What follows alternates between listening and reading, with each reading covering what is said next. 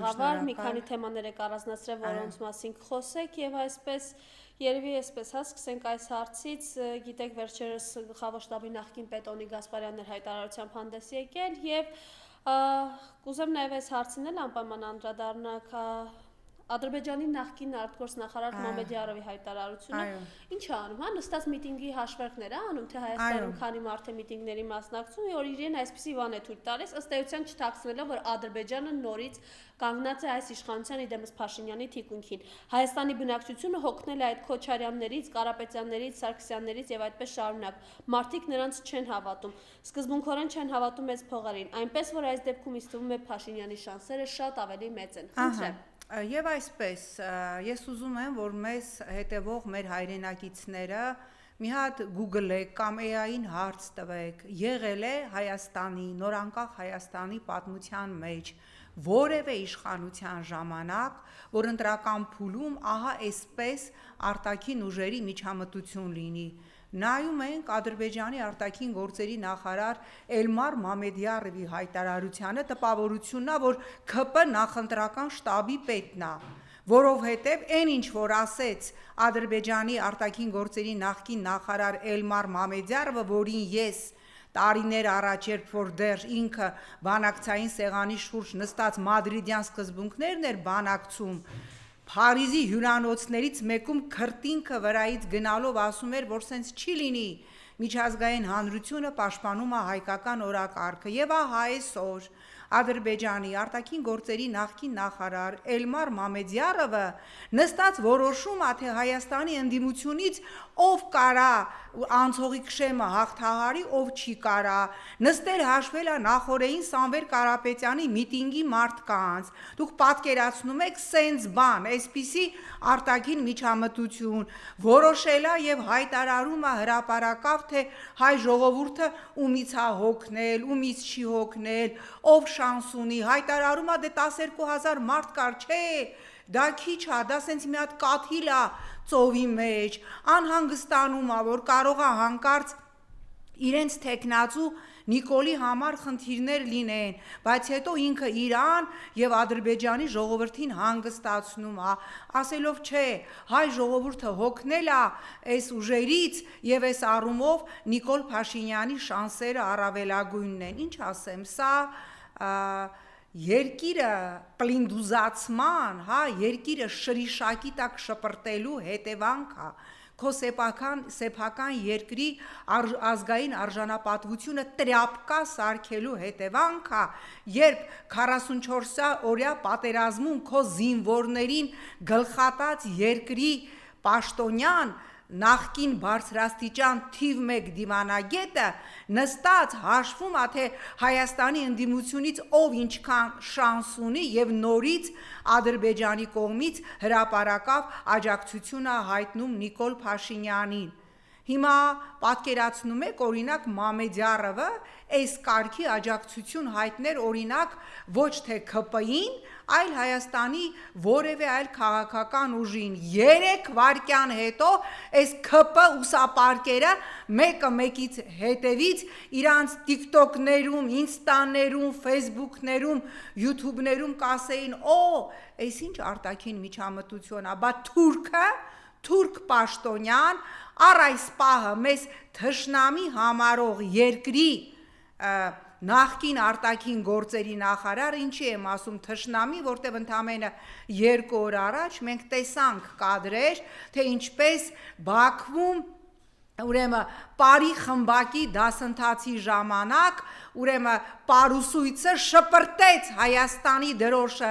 գետնին եւ ստիպեց, որ երեխաները Հայաստանի դրոշի վրա պարեն եւ հայտարարելով, որ Հայաստանը եւ հայը թշնամի է եւ ուրեմն մեզ թշնամի համարող երկրի արտաքին գործերի նախկին նախարարը ուղղակի եւ բաց աջակցություն է հայտնում այս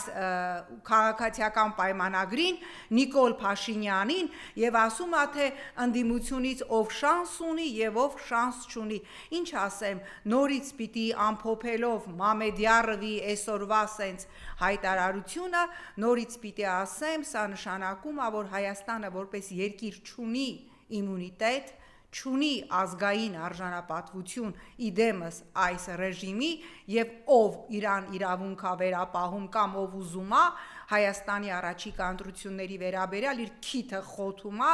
եւ իր տեսակետը հայտնում է։ Հիմա վերադառնանք ուրեմն հաջորդ կարևոր հայտարարությանը, ինձ կհիշեցնեք Մարիամ, հիմա որ թիվն է։ Ոնց որ թե 2026 թիվն է, չէ՞։ Հա, Բաունիկ Գասպարյան, մի հատ ձեր կալենդարում նայեք, կարող է ձեր կալենդարում 2020 թիվն է,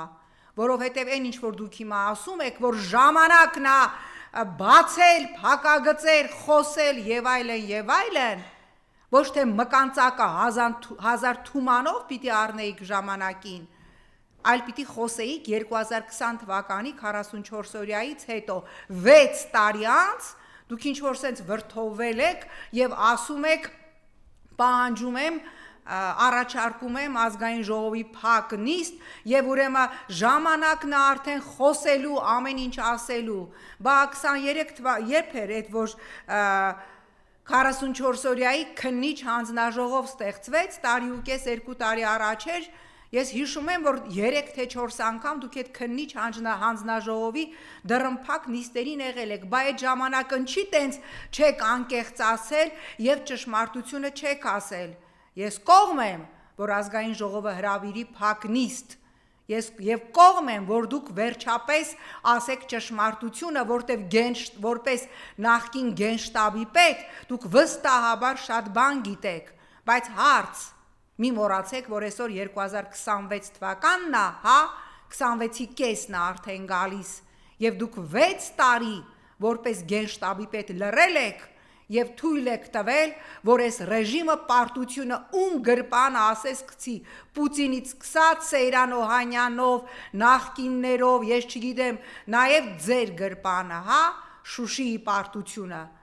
և ուստի ես դիմում եմ ընդդիմադիր խմբակցություններին, տվեք հնարավորություն, պահանջեք, որ այդ փակ նիստը լինի ազգային ժողովում և տեսնանք, թե ինչ է ասելու հիմա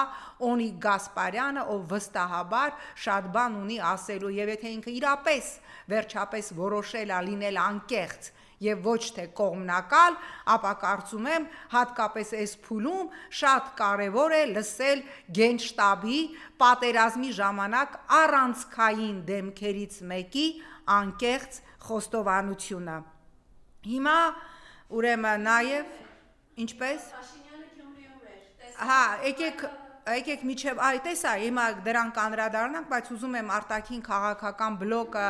ամփոփենք, հա, հիշում եք, չէ, ամեն օր այս իշխանությունը ասում է, որ ինչ Զանգեզուրի միջանցք, դա բացառապես մեր շահերից է բխում, դա բացառապես մեր ուրեմն հայկական օրակարգից բխող ուրեմն ծրագիր է և ահա 2 օր առաջ Թուրքիայի արտաքին գործերի նախարար Հական Ֆիդանը հայտարարեց Զանգեզուրի միջանցքը շատ կարևոր երթուղի է հատկապես Թուրքիայի համար և մենք ամեն ինչ պիտի անենք, որ այդ նախաձեռնությունը կյանքի կոչվի։ Ադրբեջանը հայտարարում է, որ դա իրանց համար է կարևոր, Թուրքիան հայտարարում է, որ դա Թուրքիայի և Ադրբեջանի համար է կարևոր, հասկանում եք, և միայն Հայաստանն է, որ կարծես թե սենց այն սեփական ինքնիշխանության հաշվին ասում է, դե եկեք ձեզ համար կարևորագույն միջանցքները, ենթակառուցվածքները և կապուղիները վերցրեք։ 74% մեր սուվերեն տարածքի 40 և ավել տարով հանձնվում է Միացյալ Նահանգներին և հիմա այս Իրանի թնջուկը որ կա, իդեպ նորից այս պահին արդեն սկսվել են ուրեմն հարձակումները, հա, փոխադարձ ուրեմն այս պահին արդեն նավատորմերն են տեղաշարժվում և հասկանալի է, որ այդ Թրիփի կարիդորի ուրեմն վախճանը շատ տխուր է լինելու։ Հական Ֆիդանը, Թուրքիայի արտաքին գործերի նախարարը նորից պնդում է, որ այս միջանցքը բացառապես բխում է Թուրքիայի և Ադրբեջանի շահերից։ Սա էր ուրեմն այս մասով, հիմա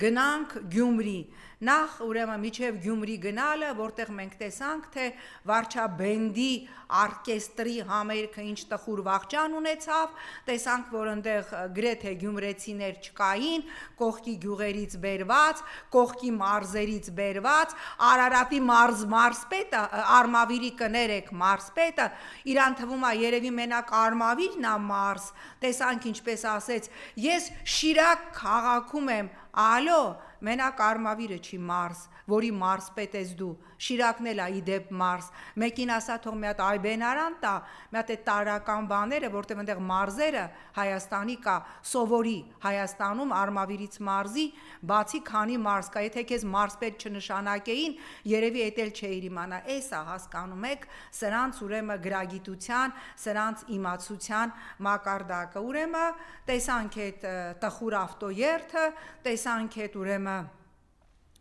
վարչաբենդի համերգը եւ տեսանք, որ այնտեղ ով ասես կար, բացի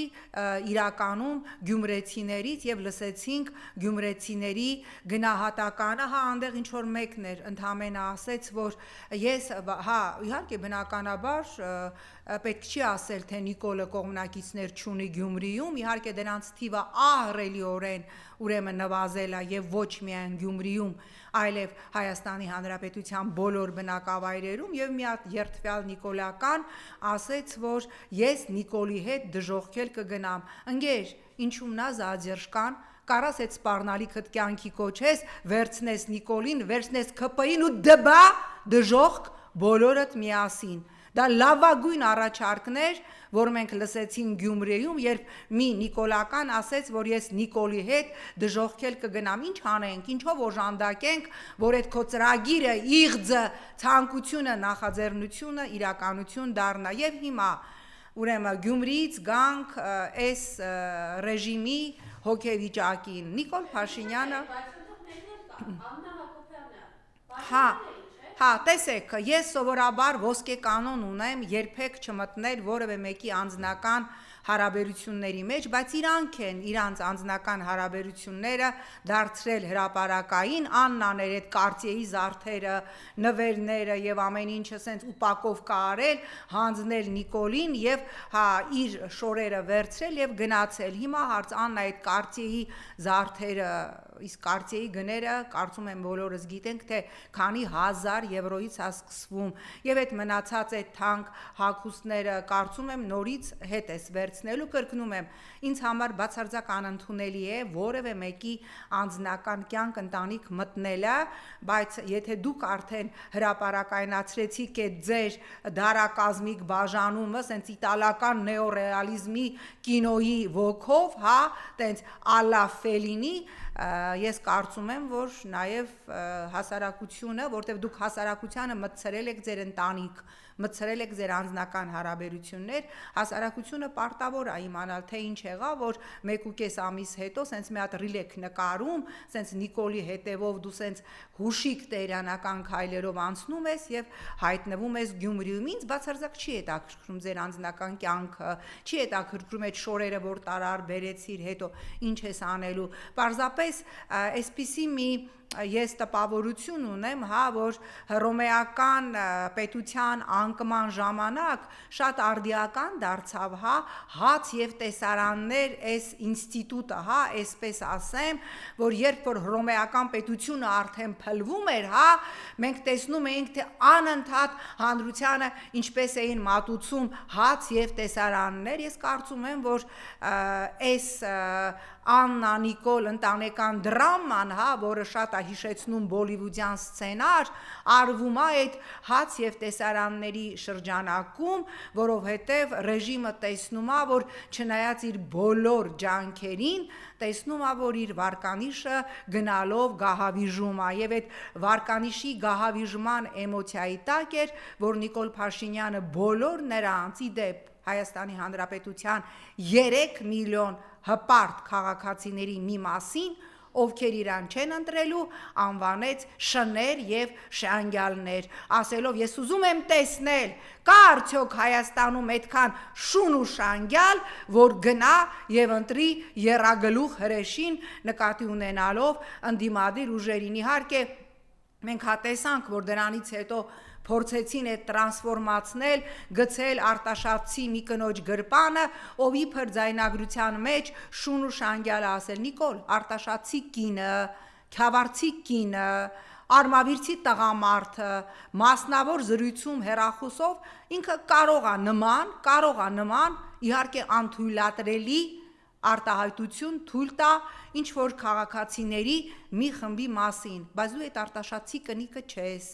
դու այն քյավառցի տղամարդը չես, դու 3 միլիոն քո ձևակերպմամբ հպարտ վարչապետերի ղեկավարն ես եւ մեր երկրում 3 միլիոն վարչապետ կա, որոնց մի հատվածին նախորդին դու անվանեցիր շուն ու շանգյալ։ Հիմա ուրեմն SS մասով, այո, միանշանակ։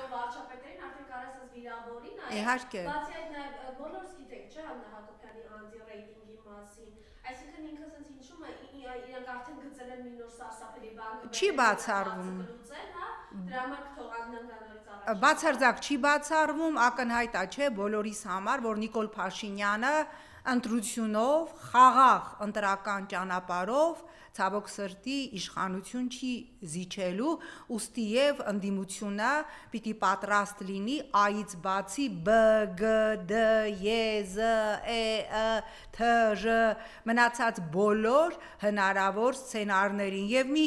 ուրեմն նաեւ մտահոգիչ թիվ եմ ուզում հրապարակել բոլոր սոցիոլոգիական հարցումներով մեր հասարակության մոտ 40 եւ որոշ հարցումներով միջև 48%-ը ասում է, որ ինքը չի գնալու ընտրության, որ ինքը կողմնորոշված չի, այսինքն մոտ 1 միլիոն եւ ավել ՀՀ քաղաքացիներ ըստ էության այսօր արկա ընդդիմադիր դաշտում Նիկոլին էլ չեն ուզում, բայց ընդդիմադիր դաշտի առաջարկներից որևէ մեկին էլ չեն վստահում։ Սա իրապես մտահոգիչ թիվ է, եթե 1 միլիոն եւ ավել մեր հայրենակիցներ ուղակի չգնացին ընտրության եւ ընտրական շեմը ցածր եղավ, ապա Նիկոլ Փաշինյանին հաջողվելու է իրականացնել իր սպառնալիքը եւ վերարտադրվել։ Ուստի հարգարժան ընդդիմադիրներ ոչ թե իրարից ձեն գողացեք, ոչ թե ձեր ուրեմն մեդիա ռեսուրսներով իրար դեմ պայքարեք, այլ փորձեք աշխատել 40 եւ ավելի տոկոս, 1 միլիոն եւ ավելի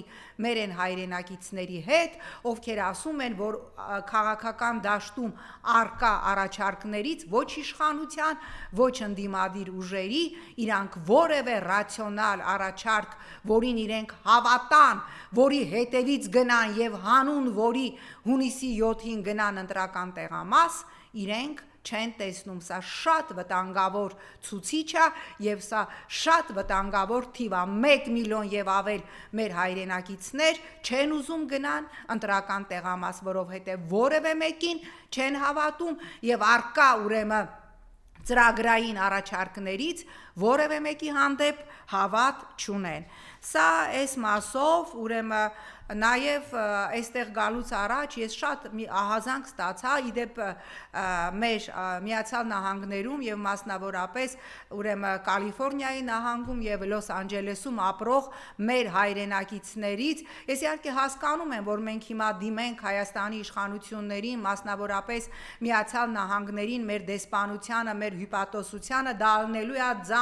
ձայն բարբարո հանապատի, բայց ինչ է տեղի ունեցել, սիրելի հայրենակիցներ, ուրեմն Էրդողանի շատ մտերիմը, ով Միացյալ Նահանգների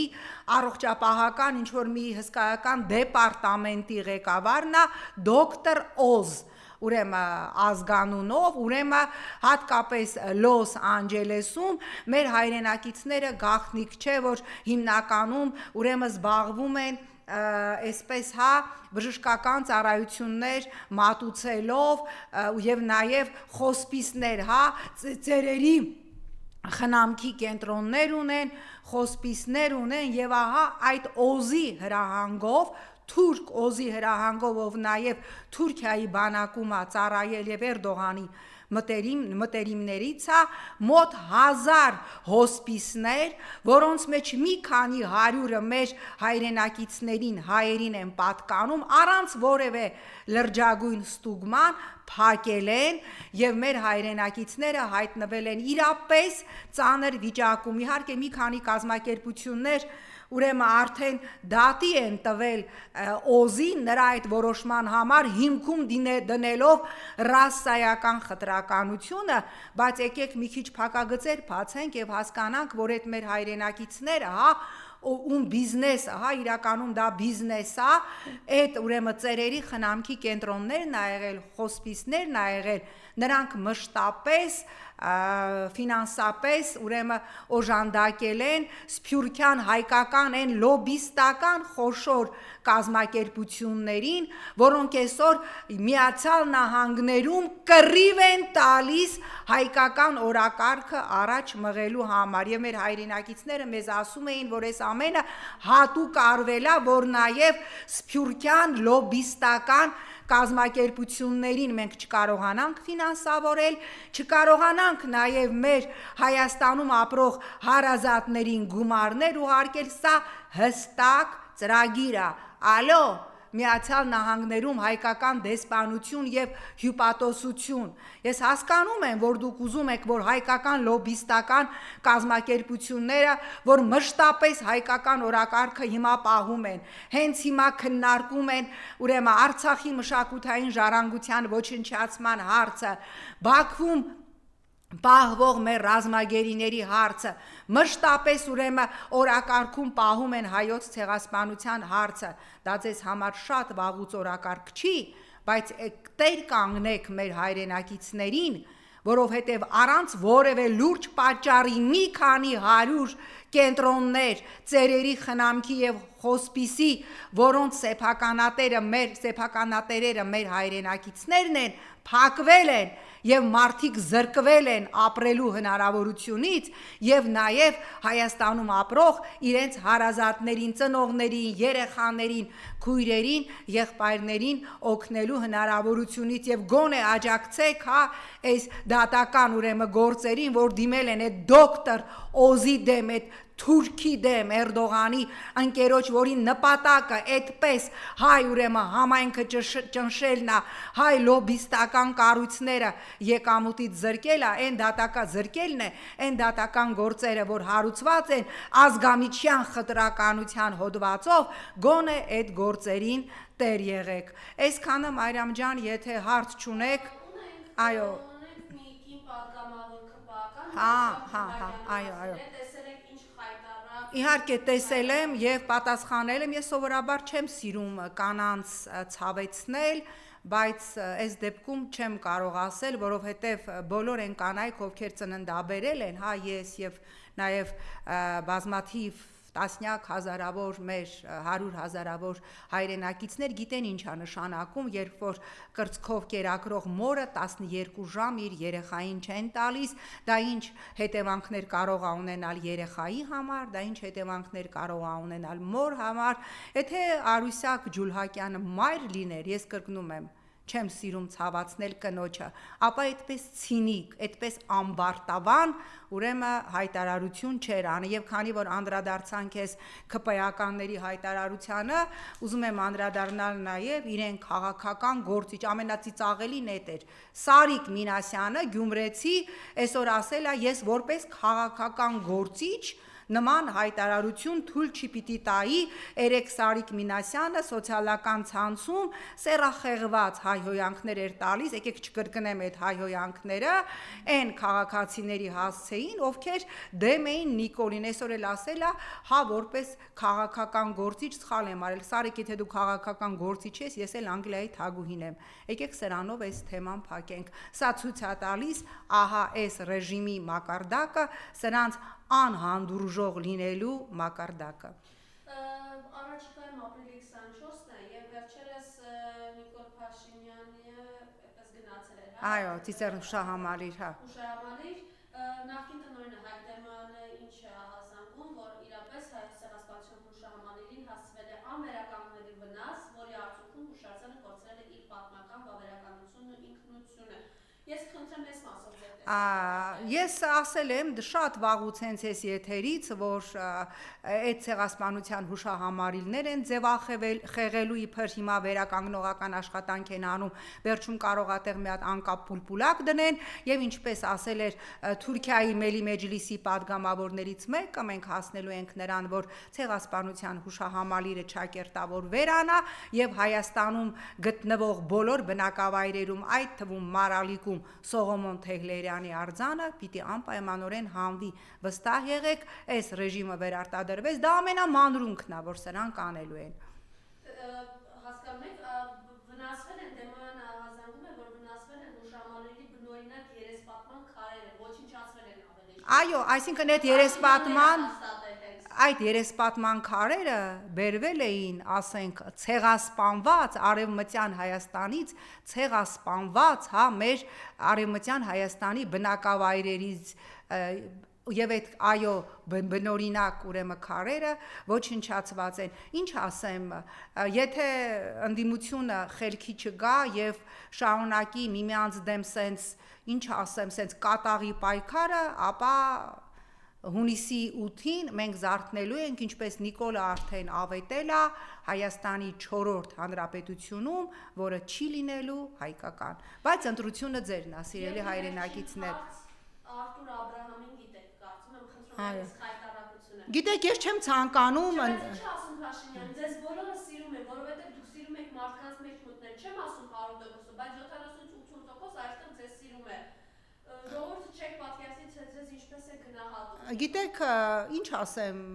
այդ ես նույնիսկ իմ արժանապատվությունից ցածր եմ համարում այդ անձնավորությանը կամ այդ տիպի անձնավորություններին անդրադառնալ։ Նրանք եղել են բոլոր ժամանակներում։ Ես տեսել եմ այն երգիչ երգչուհիներին, ովքեր պարկած էին Ռիտա Սարգսյանի ոտերի տակ, պարկած, այսինքն պարկած եմ տեսել, ծնկաչոք ձեռքը համբուրելուց եմ տեսել։ Եվ հիմա որտեղ են նրանք։ Աննայի ձեռքերն ու ոտքերն են համբուրում, այնպես որ եկեք այս հարթակից այդ փոքր մարդկանց վաղ իշխանությունը փոխվեց, այդ ինչը անունը Արտուր Աբրահամը հաջորդ իշխանությանն ասելու, ստեղ բոլորը ձեզ սիրում են։ Այս տեսակը, այս սեգմենտը բոլոր ժամանակներում եղել է եւ ընդհանրապես պիտի հույս ունենանք, որ հաջորդ իշխանությունը չի օգտագործի իր կարիքների, իր առաջին անհրաժեշտության կարիքների համար այս տեսակին եւ այն մտավորականներին, ովքեր պարկած էին նախկին իշխանության ոտքերի տակ, հիմա պարկած են Նիկոլի ոտքերի տակ։ Ես եմ շնորհակալ։